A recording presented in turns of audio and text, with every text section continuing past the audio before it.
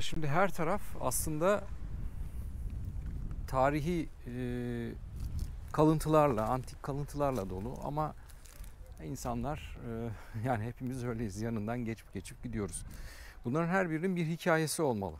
Burada şu anda belki de zamanında sur duvar görevi yapan bir yapının önündeyim ben şu anda. Arkam muhtemelen böyle bir alan. Ve her yer o zamandan kalan bu yapının parçalarıyla, taşlarıyla dolu. Kim bilir ne kadar zaman bu parçalar daha sonraki yerleşimcilerin kullandığı parçalar oldu. Burası surmuş yani belli. Şehrin duvarları. Denizden bu tarafa geçişin kontrolle yapıldığı çok açık yani.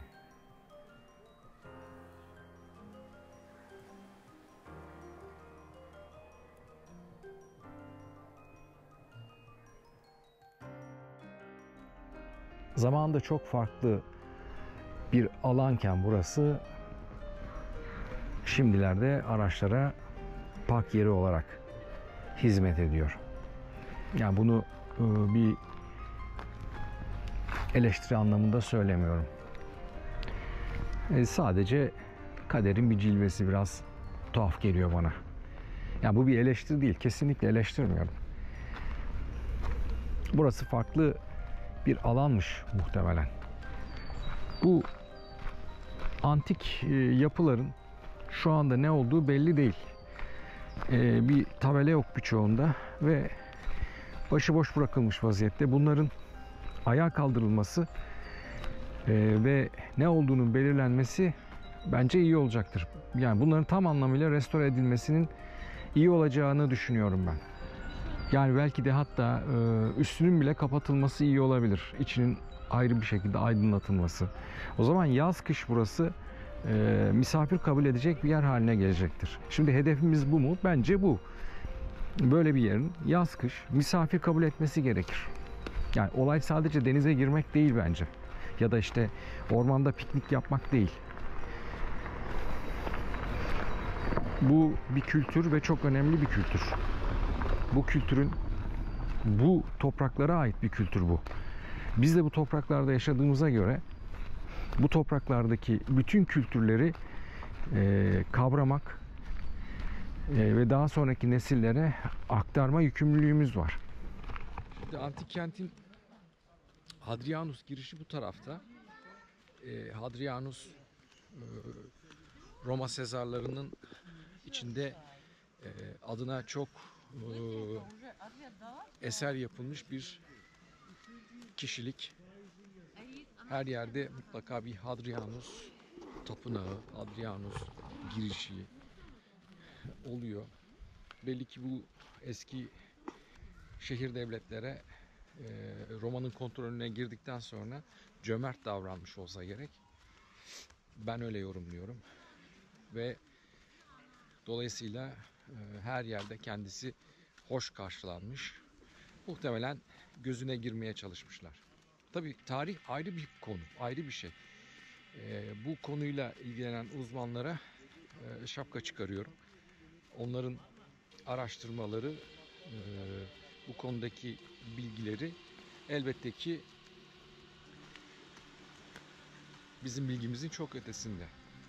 Her şeyden çok isterdim bu kentin en şaşalı döneminde nasıldı acaba? Yani her zaman olduğu gibi taş ustası bir toplulukmuş bunlar. Bıraktıkları eserlerin muntazamlığından belli oluyor. Bu kadar doğal afet geçirmesine rağmen, zamanın onca yıpratıcı etkisine rağmen hala insanı büyülüyor.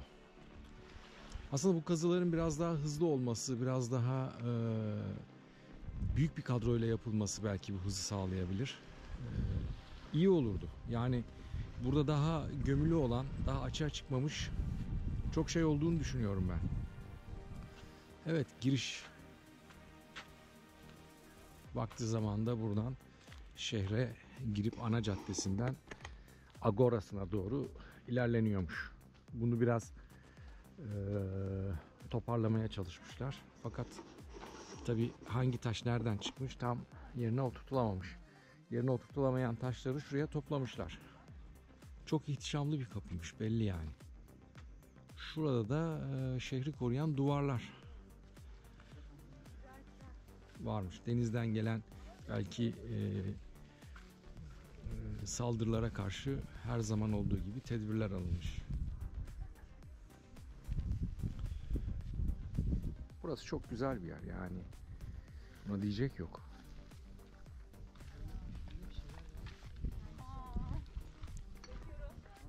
Şimdi her zaman olduğu gibi şu merdivenlerin yüksekliği beni şaşırtıyor. Bugünkü anlayışımıza baktığımız zaman bu merdiven yüksekliği biraz fazla. Ya bu adamlar büyük iri adamlardı ya da başka bir şey. Şimdi bu kenar taraftaki seviyelenmelere baktığımda burası belki de oturulan bir yer miydi acaba? Yani insanlar oturuyor muydu burada? Hayal etmeye çalışıyorum. Buradan muhtemelen ihtişamıyla kentin önde gelenleri geçiyorlardı ya da ihtişamlı misafirler bu kapıdan, bu yoldan giriyorlardı belli. Ve kentin en önemli belki de binaları bu cadde üzerinde yerleşimliydi. Şimdi bütün Yunan kentlerinde ya da şehir devletlerinde olduğu gibi burada da bir tiyatro var. Birazdan o tarafa doğru geçeceğiz.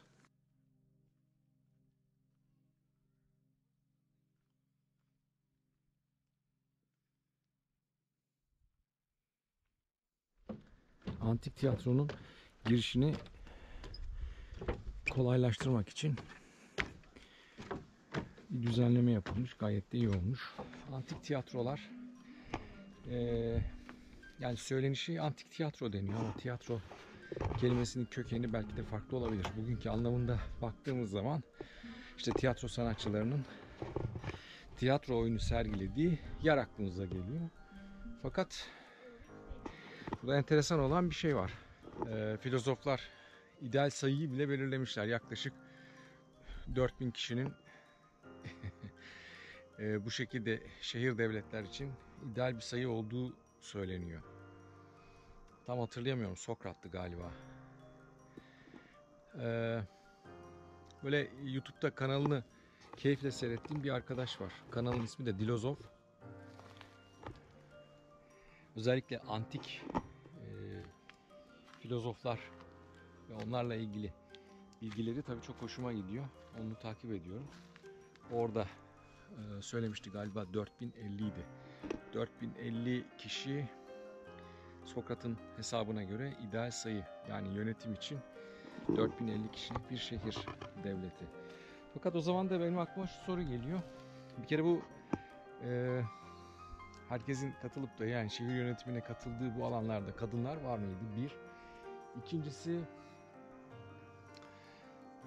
bunlar 4000 kişiyle ya da biraz daha fazla olsun yani 10.000 kişilik bir şehir düşünelim. 10.000 kişilik bir şehrin bu şekilde bir taş uygarlığını kurması, bunu yapması, bunları icra etmesi nasıl mümkün olabiliyor? Şimdi bugünkü 4000 kişilik, 5000 kişilik, 10.000 kişilik köyleri, kasabaları ben düşündüğüm zaman çok iptidai yaşadıklarını, çok ilkel şartlarda yaşadıklarını ki bugünkü teknoloji olmasa belki yaptıkları evlerde kerpiçten olacak hala. Yani inanılmaz derecede büyük bir fark var. O zamanki insanlar, bu 10.000 kişilik bir şehir olduğunu düşünün. Bu taş yapıları nasıl yapmışlar? Hangi güçle yapmışlar? Eğitimleri çok yüksek olsa gerek. Yani eğitim oranları yüksek olsa gerek. Ama o zaman da şu soru aklıma geliyor. Madem bu kadar eğitimliler, bu kadar uygarlar, nasıl oluyor da kadın onlarda da ikinci plandaydı? Tiyatronun en arkasından görünüşü böyle. Aslında bu tiyatroyu bütün güçlerini kullanarak şey yapabilirlerdi. Restore edebilirlerdi. Yani ben olsam önceliği buna veririm. Yani bu antik tiyatroların ne yapılıp eski hallerine kavuşturulması gerekiyor diye düşünüyorum. Çünkü burada çok güzel etkinlikler yapılabilir ve bu alanın adının duyulmasına da çok büyük katkısı olur. Aspendos bu anlamda tam da söylediğim gibi bir antik tiyatro. Bugün de orada birçok etkinlik yapılıyor ve bütün dünya tarafından biliniyor. Şimdi burası neden bilinmesin? Phaselis kentinin antik tiyatrosu da aynı şekilde düzenlenmeliydi. Şimdi aşağıdaki taşlara baktığımız zaman dağılmışlar. Yani bunların düzeltilmesi, yerlerine koyulması, koyulamayan kısımların doldurulması, bir düzen verilmesi gerekiyor diye düşünüyorum. Buraya işte ışıklandırma vesaire de gelmeli bence. Yani burada etkinlik yapılmalı. Çok da zor olmasa gerek burayı yeniden etkinlik yapılacak hale getirmek. Şu panoramik görüntü beni çok etkiliyor. Etrafta modern dünyaya ait hiçbir şey yok. Ne bir elektrik teli, ne bir benzer. İşte hiçbir şey görünmüyor. Böyle olunca hani burada bunu biraz daha düzenleseler burada film çekilebilir. Yani elini ayağını düzeltseler burada film çekilebilir. Tarihçilerden yardım alınarak çok güzel senaryolar çıkarılabilir. Çok eğitici, insanların aklından çıkmayacak şekilde filmler çekilebilir. Bugün Amerikan film sektörüne baktığımızda tamamen işi animasyona, olağanüstü kahramanlara, hayali ürünlere vurmuş vaziyette. Oysaki tarihi konu alan harika filmler çekilebilir ve bu alan düzeltilmesi gerekiyor tabii. Yani ilk çağlardaki haline getirilmesi böyle bir filmin daha da başarılı olmasına yardımcı olacaktır. Bu anlamda yapılan harcamaların fazlasıyla çıkacağını düşünüyorum ben. Antik Phaselis'te geçen bir hikayeyi düşünelim. Tarihi verilerle uyuşan bir hikaye. Bir değil 1000 tane hikaye çıkar bu alan. Bütün etraf düzenlenmiş olmalı yalnız. Tabii bunlar tatlı eleştiriler, yani yıkıcı eleştiriler değil. Türkiye bu konuda elinden geleni yapıyor. Daha da iyisi yapılabilir. Benim söylediğim şey bu.